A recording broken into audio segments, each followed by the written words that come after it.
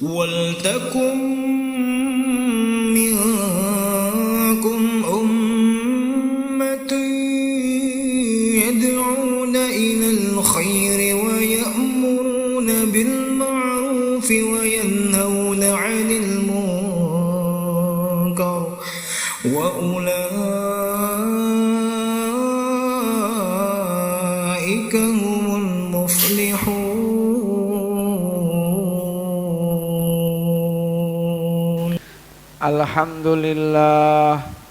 Alhamdulillahilladzi nahmaduhu wa nasta'inuhu wa nastaghfiruh wa na'udzu billahi min syururi anfusina wa min sayyiati a'malina. May yahdihillahu fala mudhillalah wa may yudlilhu fala hadiyalah. Ashhadu an la ilaha illallah wahdahu la syarikalah wa ashhadu anna sayyidana wa nabiyyana Muhammadan abduhu wa rasuluh. Allahumma salli wa sallim wa karrim wa barik ala sayyidina Muhammadin wa ala alihi wa sahbihi ajma'in. Amma ba'du, fa inna asdaqal hadisi kitaballahi ta'ala wa khairal hadi hadi sayyidina Muhammadin sallallahu alaihi wasallam wa syarrul umuri muhdatsatuha wa kullu muhdatsatin bid'ah wa kullu bid'atin dhalalah wa kullu dhalalatin finnar. Wa bisanadinal muttasiri.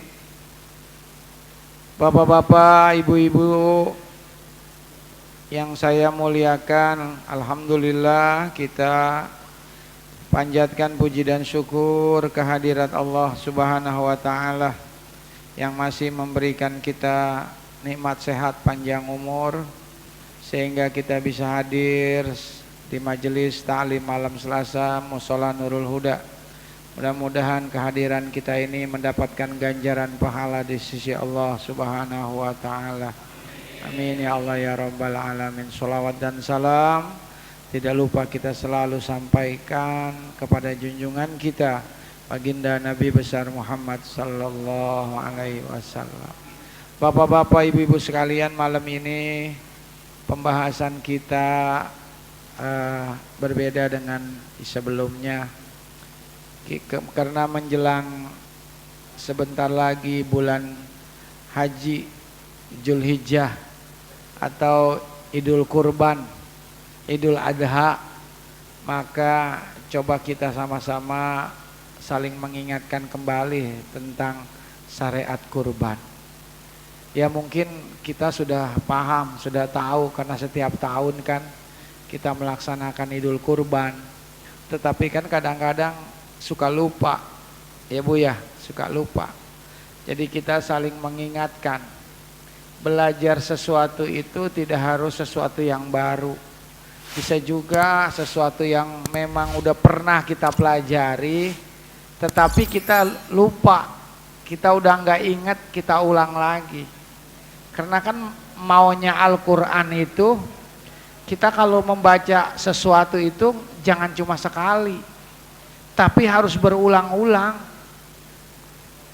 Sebagaimana firman Allah, Iqra bismi rabbikal ladzi khalaqal Iqra wa rabbukal akram. Tuh. Surah Al-Alaq ayat 1 sampai 5 itu kata-kata Iqra terulang 2 kali. Ini pelajarannya apa tandanya nih? Tandanya kita ini kalau membaca sesuatu jangan cuma sekali, tapi harus berulang-ulang. Pamannya nih, ibu-ibu lagi ngapalin doa, ibu ya, ngapalin doa, atau lagi ngapalin Quran, ngapalin hadis, itu nggak usah dihafal, dibaca aja berulang-ulang. Ntar juga lama-lama hafal. Baca aja 1000 kali itu doa, 1000 kali, tutup. Ntar kita ingat-ingat, belum bisa nih, baca lagi 1000 lagi, ntar lama-lama hafal. ya jangan dihafal, tapi dibaca berulang-ulang. Kayak ibu-ibu nih, ibu-ibu tahu duit apa dulu dihafal Bu? Duit 100.000 warnanya merah, 50.000 warnanya,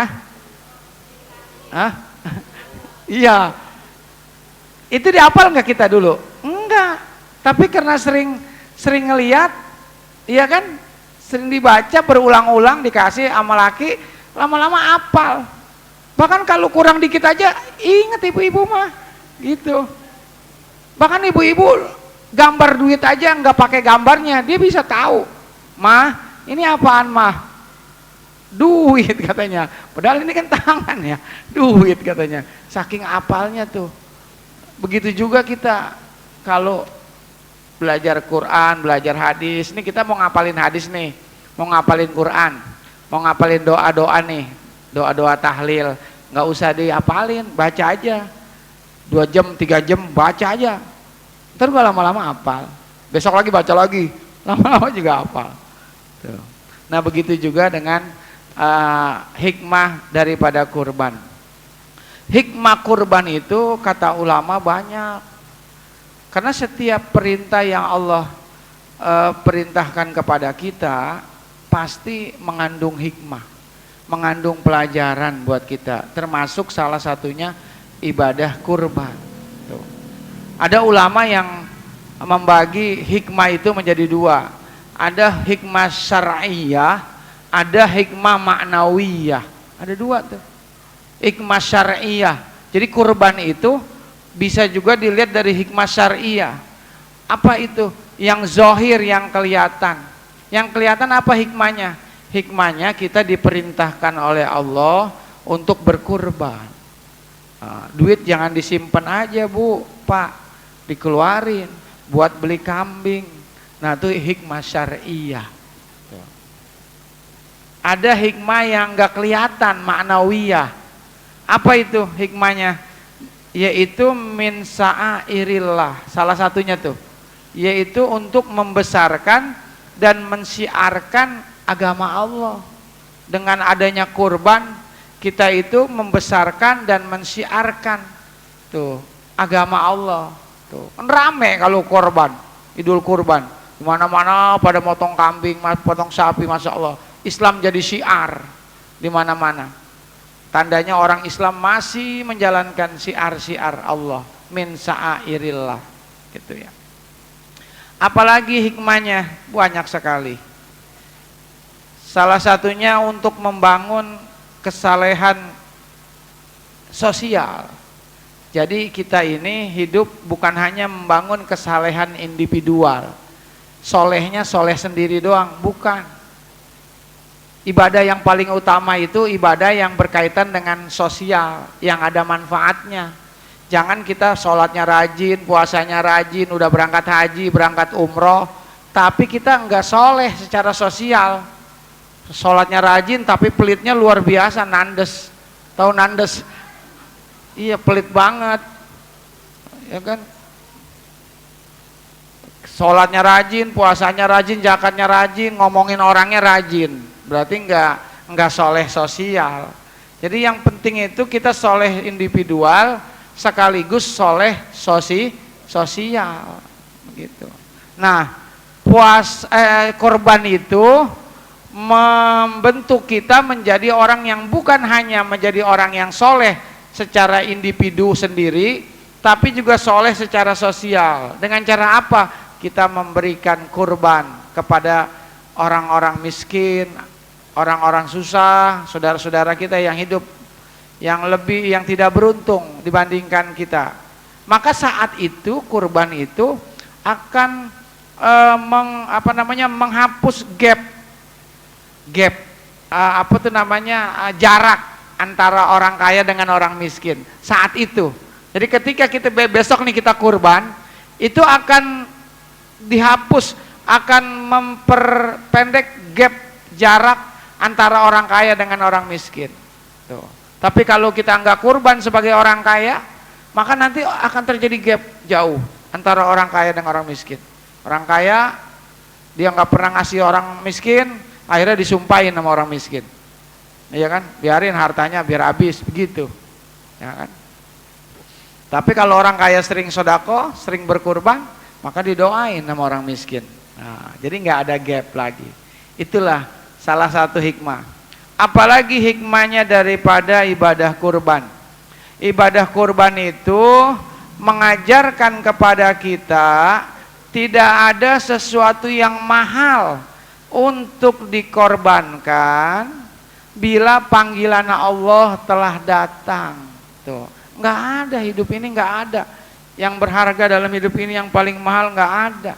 Jangankan harta kita, nyawa kita juga. Kalau udah datang saatnya kematian, maka nggak bisa ditunda, nggak bisa diundur, Bu, nggak bisa.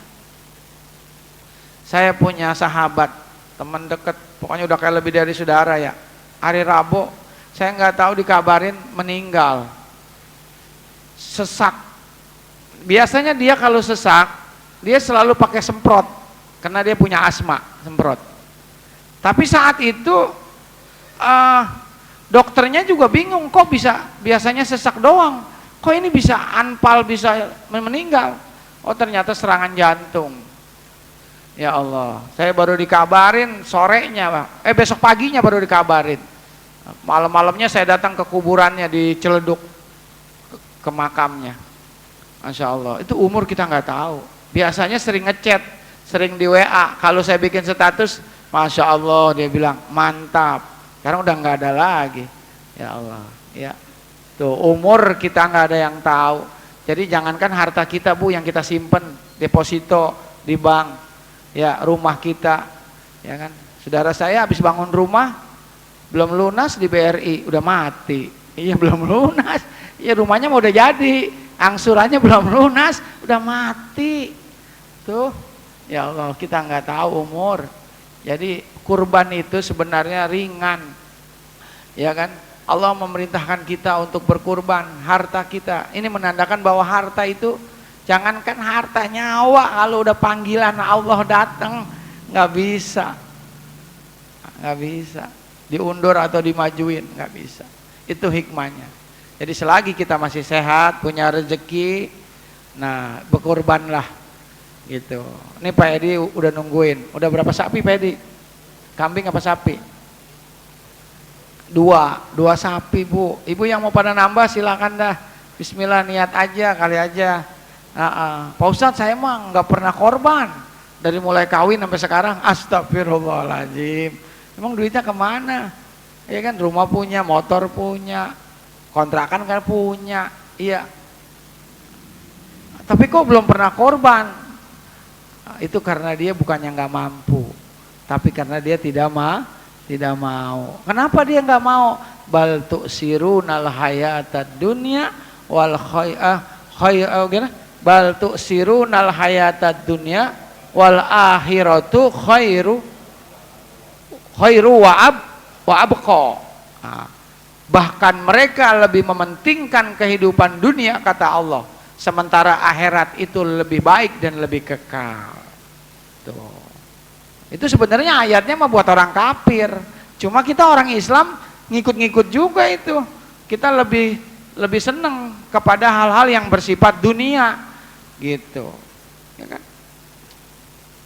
Makanya kata Nabi ngancem tuh siapa orang yang punya rezeki, keluasan rezeki tapi dia nggak mau kurban, man kana lahu sa'atun falam yudhi fala yaqrabanna musallana.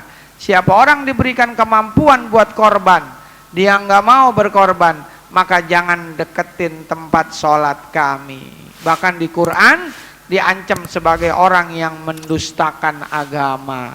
Aro'aitalladzi yukadzibu biddin. Tahukah kamu orang yang dustain agama? Itu dia salah satunya, ya kan, orang yang menghardik anak yatim, orang yang tidak mau berkurban padahal dia mampu untuk berkurban. Ini mohon maaf nih, mohon maaf. Kadang-kadang saya mah yang nggak ngerokok nih, yang ngerokok gitu. PRT ngerokok PRT? Enggak, sama dong ya. Ya padahal pantesan duitnya banyak, korban dong besok ya. Beli kambing ya.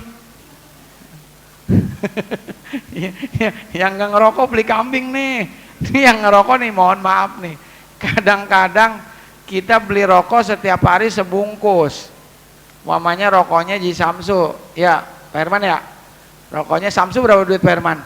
Samsu 20 ribu, 22 apa 20 ribu? 20. Wah, Pak Hartono tahu tujuanan rokok. 20 ribu, berarti kalau setiap hari kita beli rokok Bu, suami ibu beli rokok, sebulan berapa duit itu? Sebulan 800 ribu ibu? Hah? 600 ribu? 600 lebih. Kalau 22 ribu berarti 660 ribu umpamanya. Sebulan tuh. Setahun berapa? Setahun 8 juta lebih. 8 juta lebih. Kalau nggak percaya hitung aja sendiri. Saya mau udah ngitung di rumah. Iya. Tuh. Itu setahun 8 juta. Coba kita hitung kalau itu sebungkus Bu, rokok suami ibu. Kalau suaminya rokoknya 2 bungkus sehari. Tuh. Bang Parman ngerokok nggak? Enggak. Oh beli kambing besok ya. Jangan lupa. Beli kambing. Itu ada 2 orang nih baru nih. Insya Allah Pedi. Ya, kalau 2 bungkus berarti 8 juta kali 2 16 juta. 16 juta setahun. Masa kambing 4 juta aja nggak bisa beli? Kenapa? Karena dia nggak mau. Tuh bisa sebenarnya. Tuh bisa kita berkurban. Makanya perlulah kita belajar dari sekarang nih. Yuk kita sama-sama kita belajar. Tahun ini kita nggak bisa, insya Allah niatin. Ya Allah tahun depan saya mau kurban. Belajar aja dulu. Kalau sekarang nggak bisa tahun ini kurban kambing, ya korban kuyuk dulu nggak apa-apa gitu. Atau ayam, nggak apa-apa namanya belajar ya. Atau kurban nih Pak Edi nih buat pengajian, bikin nasi uduk sama semur jengkol, saya yang ngeluarin duitnya, belajar korban tuh kayak Bude Sarwoko mah luar biasa pengorbanannya ya. Kita belajar. Atau beli besok nih, beli apa, beli ayam, kalau nggak bisa ya beli soang, beli apa, kita potong aja korban, belajar. Insya Allah nanti Allah akan berikan kecukupan rezeki. Ya, amin ya Allah ya Robbal alamin. Apalagi daripada syariat korban itu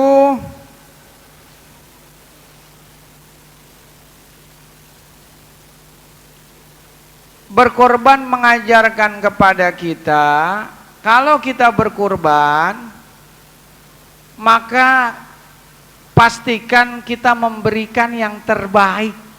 Gitu. Sebagaimana Nabi Ibrahim mengorbankan anak semata wayangnya. Tuh. Jadi pastikan kalau kita berkorban, berkorbanlah dengan hal-hal yang terbaik. Tuh. Jangan yang enggak enak, yang jelek. Buktinya Nabi Ibrahim oleh Allah diperintahkan mengorbankan anak kesayangannya. Siapa sih orang tua yang gak sayang sama anak? Masya Allah, biar capek-capek juga anaknya belum pulang sekolah dijemput ya Bu ya. Tuh bapak-bapak pagi-pagi belum mandi belum apa masih belekan, suruh istrinya suruh nganter anak mau aja pakai celana buntung. Kenapa tuh? Karena sayang sama anak. Nabi Ibrahim disuruh motong sembelih anaknya. Falamma balago ma'ahu sa'ya qala ya bunayya inni ara fil manam anni azbahuka fangzur maza taro. Qala ya abatif al ma tu'maru satajiduni insyaallah minas sabirin. Maka tatkala Nabi Ismail sudah mencapai usia yang menginjak dewasa, udah balik, maka Nabi Ibrahim berkata, qala ya bunayya inni ara fil manam, wahai anakku sayang. Tuh. Nabi-nabi itu kalau manggil anak selalu pakai kata-kata sayang. Tuh. Ya, walaupun anaknya nggak bener, anaknya nakal, nggak pernah dipanggil anak nakal, anak badung lu, enggak. Para nabi mah, para rasul kalau manggil anak, wahai anakku sayang, ya bunayya, ya bunayya. Tuh. Ya bunayya inni arafil manam, wahai anakku sayang, semalam aku bermimpi nak. Oh, mimpi Nabi Ibrahim. 3 kali ngimpinya. Disuruh ani azbahuka, aku disuruh Allah untuk menyembelih kamu. Pangzur maza taro, bagaimana pendapatmu wahai, umpamanya Pak Roni nih disuruh nyembelih si Alpat, umpamanya Pat, nah, kata Pak Roni, Pat semalam bapak ngimpi disuruh motong kamu, bagaimana Pat? Pangzur maza taro. Nah, ini artinya apa? Orang tua tuh harus selalu komunikasi sama anak, selalu bermusyawarah, kalau mau sesuatu jangan memaksakan gitu. Anaknya memang otaknya sedikit, suruh masuk ke fakultas kedokteran, ya kan, ya pelangap-pelongo, ntar salah suntik lagi kalau jadi dokter, ya kan, jangan, kecuali anaknya otaknya encer, pinter. Lihat juga kemampuan anak kita, lihat bagaimana pendapatmu. Nah, karena Nabi Ismail anak yang soleh, maka jawabannya ya abatif al, ya ayah silakan laksanain. Tuh anak soleh mah begitu. Coba kalau anak-anak sekarang disuruh, nah bapak ngimpi suruh nyembelih kamu, lah bapak aja udah tua, saya masih muda, saya masih jauh perjalanan, terus saya doain bapak biar sukses di kuburan. Ya Allah, tuh anak-anak sekarang dia mah kaget. Anak-anak sekarang mah kalau disuruh apa-apa ya kan, ya anak saya aja tuh si Pari 5 tahun, saya bilang, Dek ambilin sendal ayah mau sholat, sendal di dalam rumah. Tuh dia ngomong sama kakaknya, Kak dipanggil tuh sama ayah, katanya Dede. Kamu bukan kakak kamu. Ya saya juga, kata si Pari tuh udah pinter begitu, disuruh nggak mau, apalagi mau disembelih. Tuh tapi Nabi Ismail anak yang soleh, ya ayah matu maru, kalau memang ini perintah Allah ya laksanain. Ini kalau memang ini perintah Allah, laksanain potong saya, sebab Allah pasti nggak bakalan menyia-nyiakan hambanya. Setiap yang Allah perintahkan pasti Allah nggak akan nyia-nyiain kita. Allah perintahkan kita kurban, pasti Allah akan siapkan rezekinya buat kita. Cuma kitanya kan nggak yakin sama Allah, nggak punya duit mulu. Padahal ketika Allah perintahkan sesuatu, jangan khawatir, jangan takut. Tuh, gitu. Lihat ya Nabi Musa, emaknya, anaknya disuruh buang, dianyutin di kali. Apa kata Allah? Wala takhafi wala tahzani, inna radduhu ilaiki wa ja'ilhu minal mursalin. Wahai ibu, kata Allah, ibunya Musa, jangan khawatir, jangan takut. Tuh, ntar anakmu akan aku kembalikan kepadamu. Akhirnya ketika dia kerja sama Firaun, anaknya dipungut sama Firaun, dianya yang ngerawat anaknya sendiri. Tuh, waja'ilhu minal mursalin. Nih Musa akan aku angkat jadi seorang rasul, kata Allah.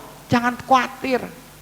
Ya kan? Allah perintahkan Nabi Ibrahim untuk membawa istrinya Hajar dan Ismail ke satu lembah yang nggak ada orang di Mekah, nggak ada air, nggak ada apa. Ya kan? Coba kalau kita begitu, waduh ya Allah, mati bertiga ini. Tapi karena memang itu perintah Allah, yakin pasti Allah akan memberikan jalan keluar terbaik. Ya kan? Kita diperintahkan ngaji sama Allah, saya jalanin ngaji, pasti Allah akan berikan yang terbaik pada saya. Begitu, Allah hapus dosa-dosa saya.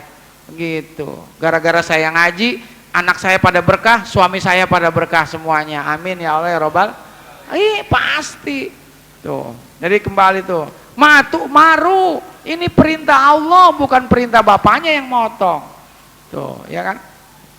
Jadi apa? Jadi Allah kemudian karena yakin Nabi Ibrahim, Nabi Ismail diganti menjadi seekor kambing yang besar, namanya kibas. Jadi kalau kita berkorban, yang paling afdol itu kambing apa sapi? Ayo coba, kambing apa sapi? Kambing, karena Nabi Ibrahim Ismail diganti sama Allah kambing, bukan diganti sapi gitu. Cuma kenapa kita banyak motong sapi? Dagingnya lebih banyak, lagi pula nggak semua orang makan daging kambing. Ya nggak apa-apa. Ini mah emang Abdol aja yang paling utama. Ya, sebenarnya sama.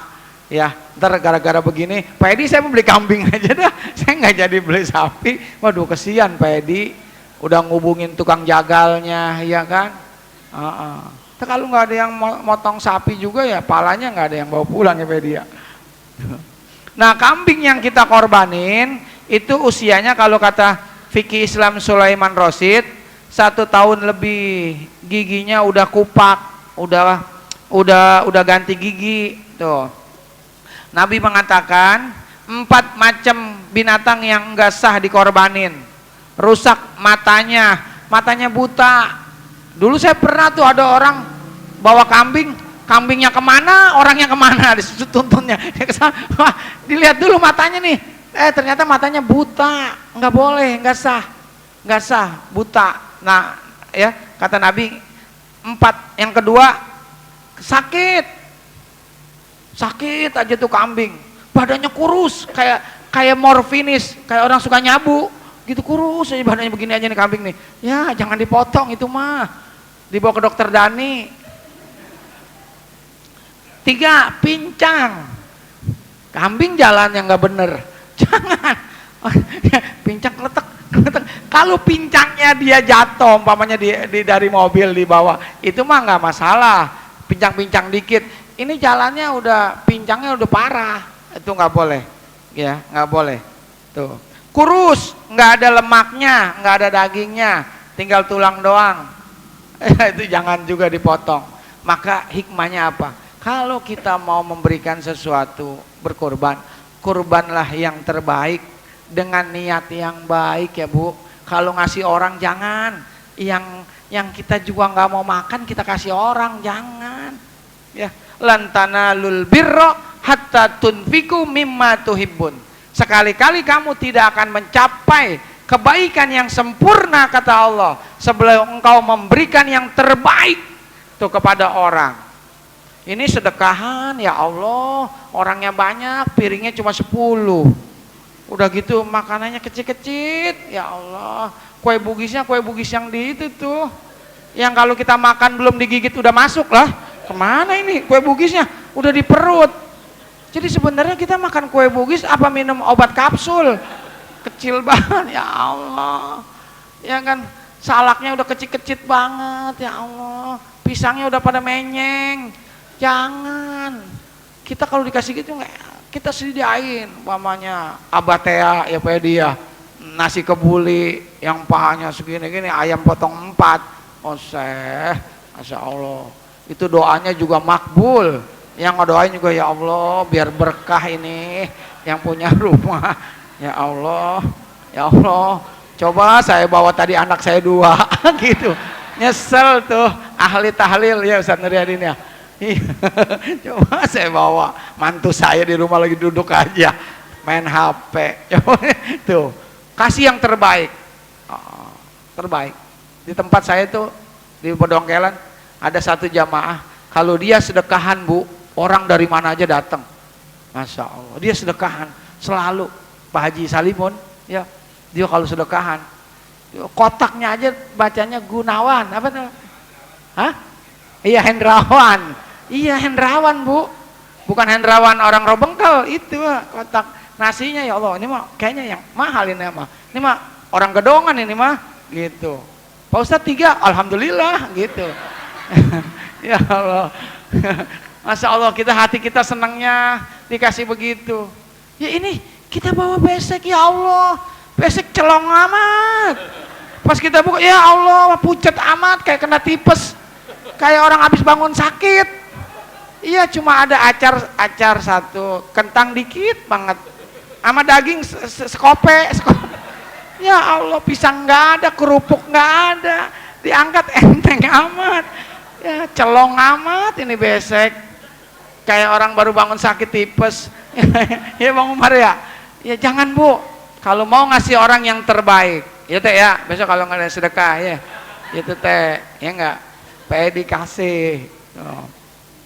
Ya, la yanalullaha luhumuha wala dima'uha walaki yanaluhu taqwa minkum. Kata Allah nih, substansi daripada kurban nih yang sebenarnya bukan kambingnya, bukan sapinya, kata Allah, tapi adalah yang sampai kepada Allah ketakwaan dan keikhlasan kamu. Tuh, ikhlas, takwa, orang ikhlas, maka itu pahala yang sampai daripada kurban. Jadi makanya kita kalau kurban berikanlah yang terbaik buat orang gitu. Itulah beberapa hikmah daripada kurban. Yang kedua, peristiwa kedua di hari kurban itu Zulhijjah, yaitu banyak saudara-saudara kita yang pada berangkat ibadah haji. Ada di sini di RW 4 yang berangkat, Pedi? Ada? Ada, Bu? Siapa yang berangkat? Di tempat saya Pedongkelan ada sekitar 10. Alhamdulillah tuh 10. Besok nih hari Rebo saya ngelepas nih. Minta dilepasnya jam 3 pagi. Masya Allah, saya suruh ngelepas jam 3 pagi. Setengah 4 dia udah langsung ke bandara. Ada berapa, Pok? Tukang nasi uduk. Jadi dia 20 tahun dagang nasi uduk, ngumpulin terus buat setor. Alhamdulillah bisa berangkat tuh tukang nasi uduk, berangkat haji. Ada 10 orang berangkat haji di Pedongkelan. Di RT berapa ya saya lupa RT-nya. Jadi kita nih mudah-mudahan yang pada berangkat haji, kita doain semoga mereka selamat pulang perginya dan amalnya diterima Allah sebagai haji yang mabrur dan mabruro. Amin ya Allah ya Robbal.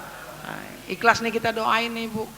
Kenapa? Supaya kita juga dengan kita ngedoain orang, kita juga ya kan nggak lama lagi mudah-mudahan kita dipanggil oleh Allah untuk memenuhi panggilannya ke tanah suci, melaksanakan ibadah haji, ibadah umroh. Nggak ada yang nggak mungkin. Orang haji itu kan berangkatnya banyak cara. Ada yang karena nasabnya dia berangkat, karena nasib, ya kan, karena nasab, nasib. Orang berangkat haji umroh, kasab, usaha, ngumpulin duit dikit-dikit, ya kan, nabung dari usahanya dagangnya, kumpulin dari sekarang. Tuh. Kedua, ada orang berangkat umroh, haji karena nasab, turunan.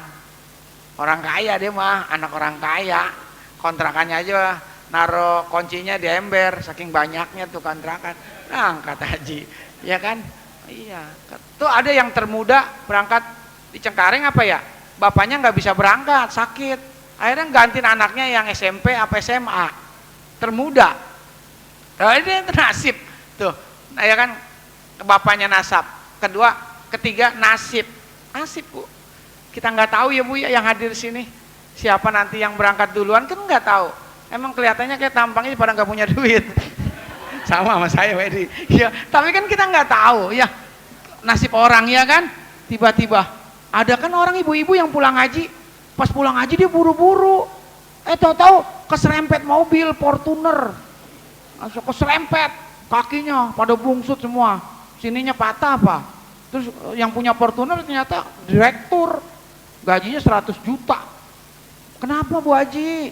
Ya Allah Bu Haji, udah saya bawa ke dokter ya Bu, kata ibunya, jangan panggil saya Haji Pak, saya mah belum haji. Ya Allah, ibu belum haji. Ya udah sekalian saya berobatin, habis sehat saya berangkatin haji. Masya Allah, itu kan nggak tahu jalannya orang. Iya, tuh makanya ibu-ibu ntar pulang haji nih.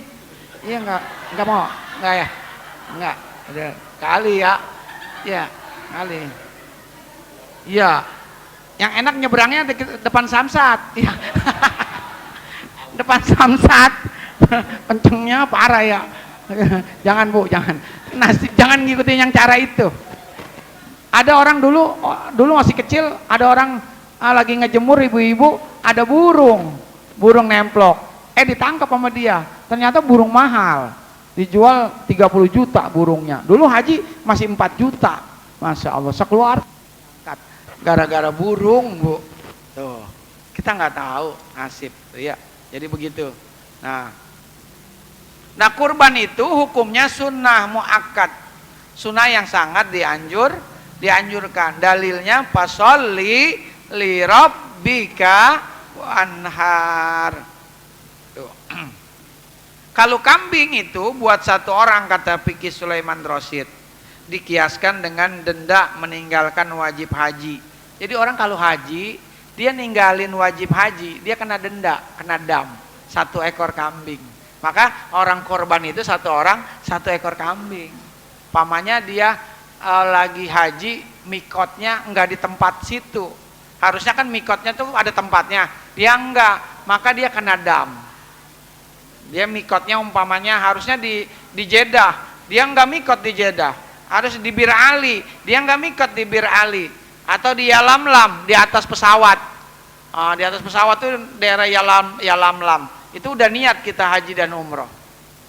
Dia enggak melaksanakan, lupa, maka dia kena dam. Atau dia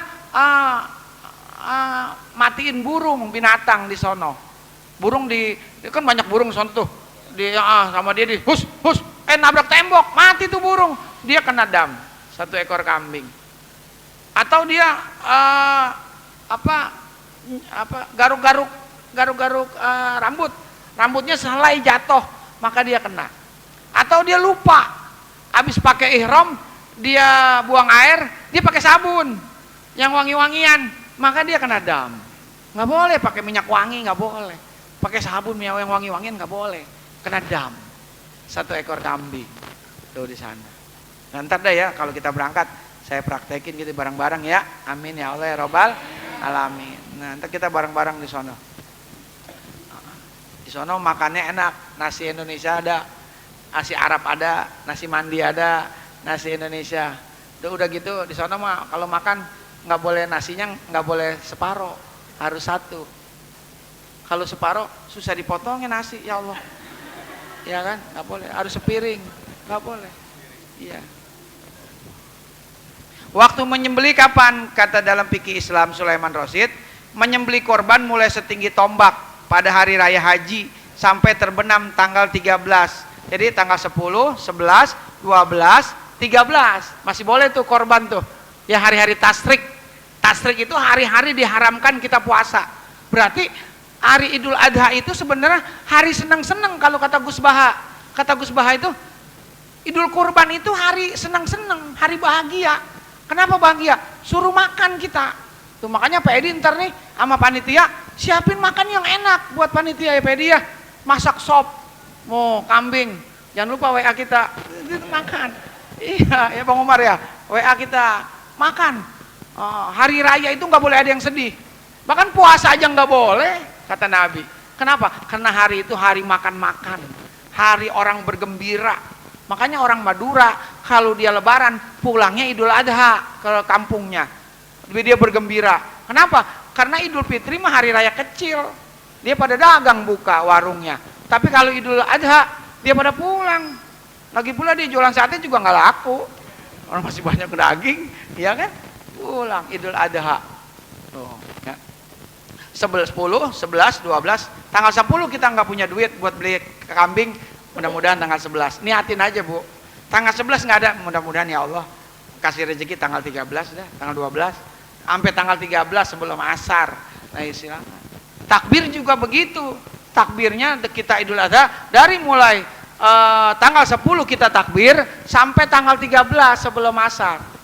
Idul Fitri mah takbirnya kan cuma pas malam takbiran doang, sampai khotib naik ke atas mimbar selesai takbir. Tapi kalau Idul Adha takbirnya panjang waktunya.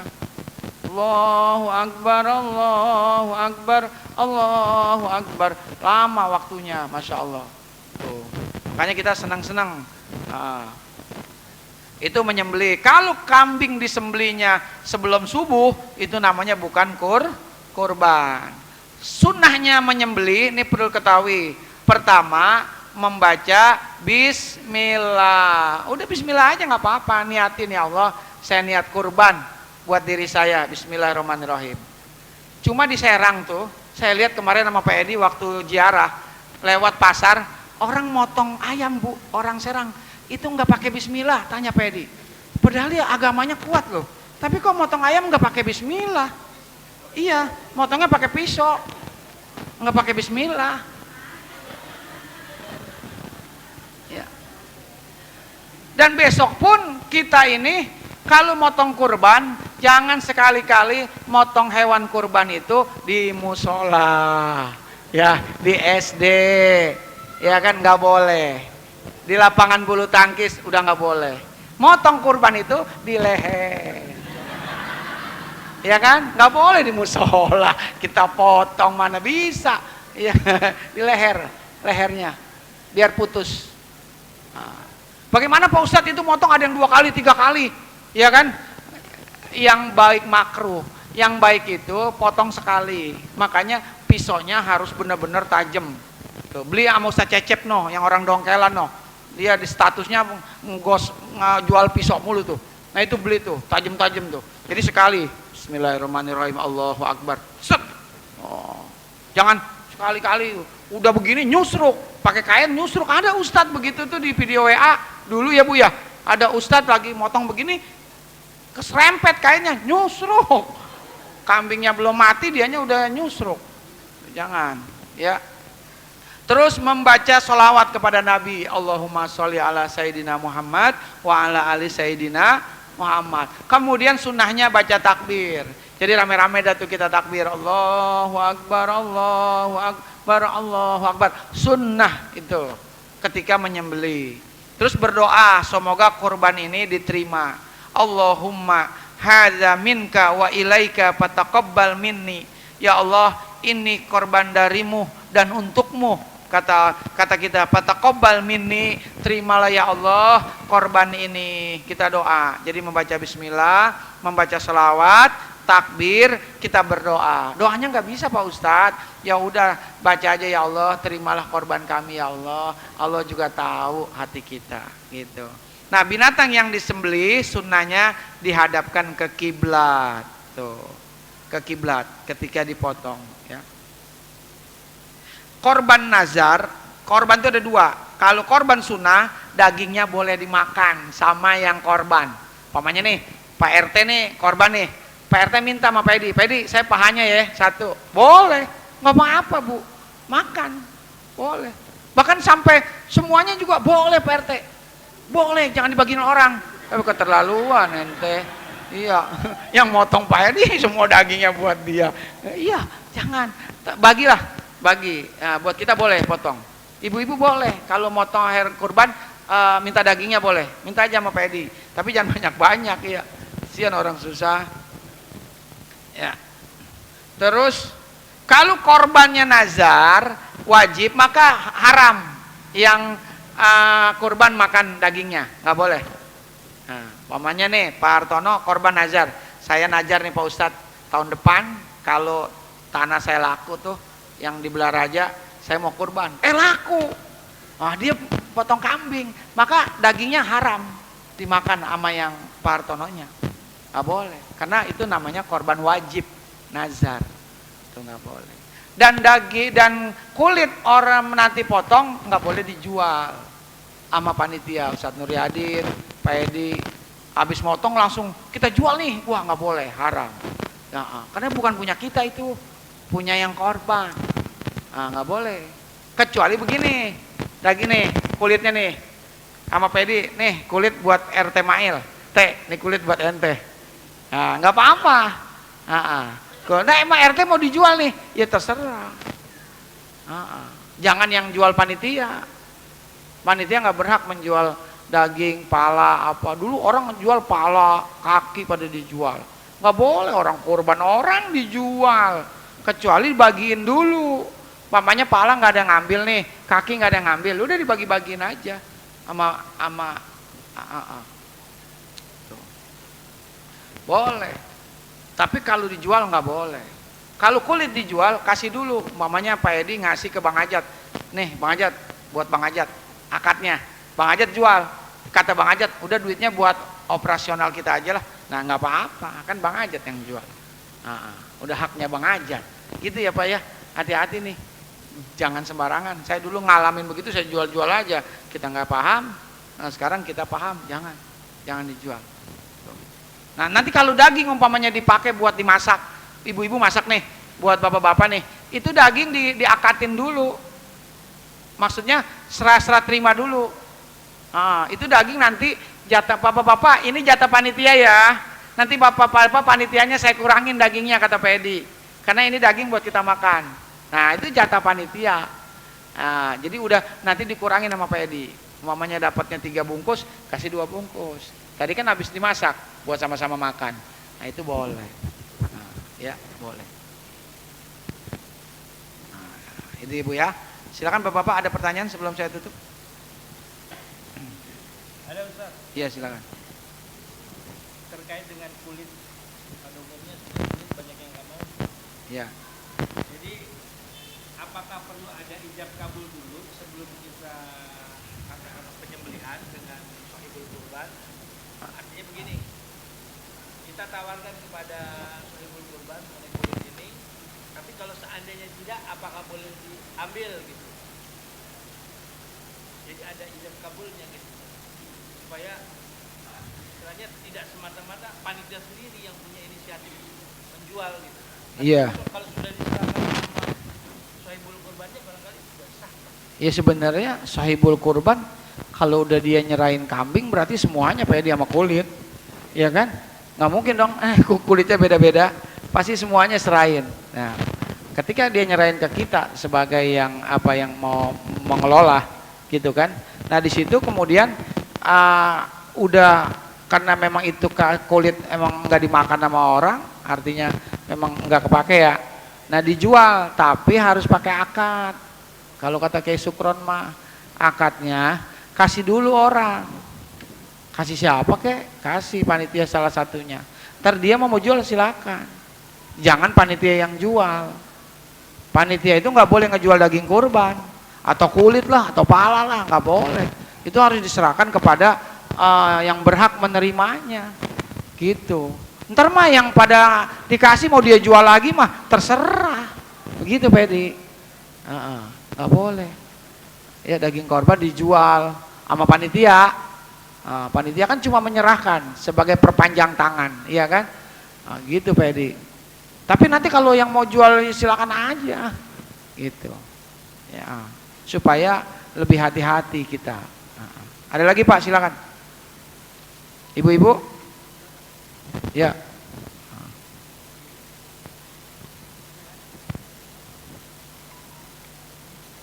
Silakan Bang Diki, Pak RT.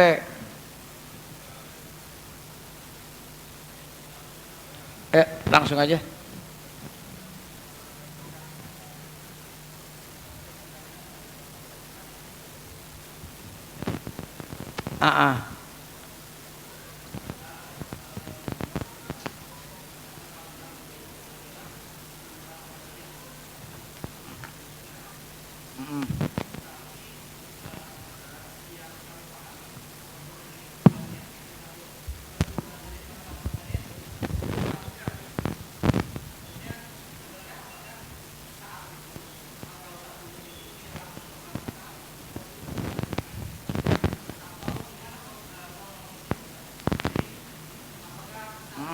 Ya.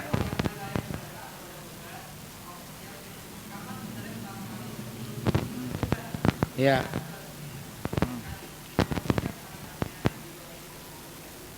Iya. Jadi dalil yang dipakai oleh ulama, berapa kitab tafsir, berapa kitab fikih termasuk Kifayatul Ahyar, ya kitab-kitab yang ada dalil-dalilnya termasuk fikih Islam Haji Sulaiman Rasyid, itu saya lihat di sini dalilnya memakai surah Al-Kautsar. Fasholli li rabbika wanhar. Salatlah karena Tuhanmu dan berkurbanlah gitu. Ini dalil yang dipakai sama ulama. Ini memang perlu pengkajian lagi. Kalau Al-Kautsar itu kan surat pendek. Surat pendek kebanyakan adalah surat yang sifatnya itu makiyah, yaitu surah yang turun di Mekah. Sedangkan surah Madaniyah, surah-surah yang turun di Madinah gitu. Walaupun sebenarnya kata ulama tafsir bisa jadi patokannya bukan soal Mekah Madinahnya, tapi hijrahnya. Jadi sekalipun turunnya di Madinah, tapi kalau Nabi turunnya sebelum hijrah ya, sebelum hijrah itu makiyah. Kalau udah hijrah itu adalah surah Madaniyah. Biasanya panjang-panjang kalau Madaniyah, ya ayyuhalladzina amanu, itu panjang-panjang. Nah ini perlu dilihat tahun keberapa Nabi itu melaksanakan ibadah kurban. Di sini tidak disebutkan sejarah tahunnya gitu ya. Tahun keberapa nanti bisa dicek aja tahunnya. Tapi memang dalil yang dipakai adalah surah Al-Kautsar, fasholli lirabbika wanhar. Yang sepengetahuan saya ada juga ulama yang mempermasalahkan tentang dalil fasholli lirabbika wanhar. Itu ada di tafsirnya Pak Quraisy Shihab. Bisa dibuka di situ. Tentang perbedaan, ada ulama yang mengartikan wanhar itu artinya kurban, ada yang mengartikan wanhar itu artinya terputus gitu ya. Gitu Pak RT, Bang Diki ya. Jadi nanti deh coba saya lihat lagi, bukan secara logika Nabi korban kok ini ayatnya ini, enggak, memang bisa jadi ini memang ayatnya korban, bisa jadi ada ayat-ayat yang lain, bisa jadi memang itu memang dari Nabi Ibrahim yang memang terus dilaksanakan sama Nabi, karena memang ada bukan cuma Al-Kautsar, ada surah summa auhayna ilaika anittabi millata Ibrahima hanifa, kemudian kami wahyukan kepadamu Muhammad, ikutinlah syariatnya Nabi Ibrahim. Apa syariat Nabi Ibrahim? Salah satunya kurban gitu ya. Sementara itu dulu jawabannya. Ada lagi bapak-bapak? Kalau nggak ada kita tutup. Wassallallahu ala sayyidina Muhammad walhamdulillahi rabbil alamin.